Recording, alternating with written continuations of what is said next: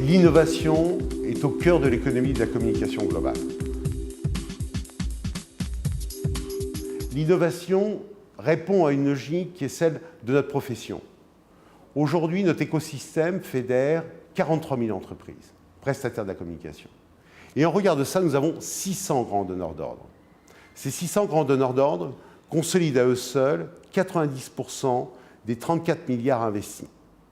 Comment faire émerger 43 000 entreprises pour que 600 donneurs d'ordre puissent identifier toute la valeur créative, innovante et la valeur ajoutée principalement que ces entreprises peuvent apporter à ce secteur? En 2008, j'ai souhaité fonder l'Observatoire Commédia sur deux fondamentaux simples. D'une part, fédérer l'ensemble des acteurs de la communication dans une logique de décloisonnement des métiers. Et cela pour un objectif, la création de valeur. Mais aussi de réunir les grands donneurs d'ordre, annonceurs, qui eux-mêmes ont besoin d'avoir une vision globale des métiers de la communication et pour eux un objectif d'optimisation de leurs moyens marketing-communication. Ça, c'est les fondamentaux. Depuis lors, nous avons grandi. Aujourd'hui, nous fédérons non loin de 150 adhérents, un peu plus d'une quinzaine de partenaires. Et tous ensemble, nous essayons de véhiculer le message qui est celui de l'économie de la communication. En quoi repose l'économie de la communication? 4 axes, 4 piliers ont fédéré l'ensemble de cette démarche. Un axe qui est celui des études économiques et financières. On ne peut pas bien comprendre le monde de la communication si nous ne disposons pas de l'ensemble des données économiques et financières d'un secteur d'activité complet.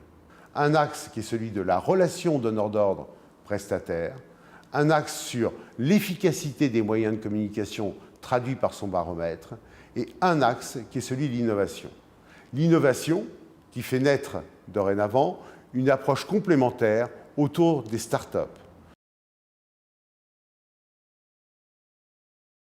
Beaucoup trop d'entreprises ignorent leurs capacités innovantes qui règnent et qui existent donc dans son ADN. Donc, on a besoin de les faire émerger. Donc, cette notion de passerelle est une notion extrêmement importante. Nous, l'innovation, on la veut pragmatique, opérationnelle. Ce qui est important, c'est que toute entreprise qui innove puisse trouver son marché. Je répète, comment trouver son marché lorsqu'on est dans un écosystème de 43 000 entreprises et que nous n'avons que 600 donneurs d'ordre qui vont y répondre? Il faut bien mettre en adéquation cette dimension-là.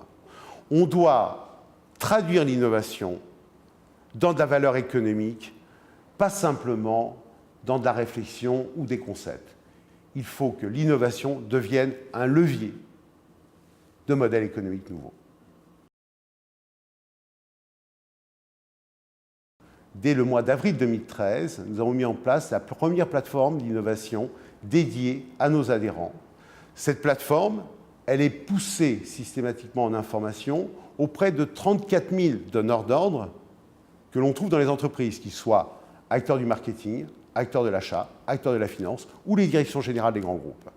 Notre ambition, c'est que les entreprises qui composent nos adhérents, qu'elles soient start-up ou innovantes, trouvent leur marché, trouvent leur public, signent des bons de commande avec des grands donneurs d'ordre et puissent véritablement se développer grâce à 2, 3, 4, 5, 10 grandes entreprises.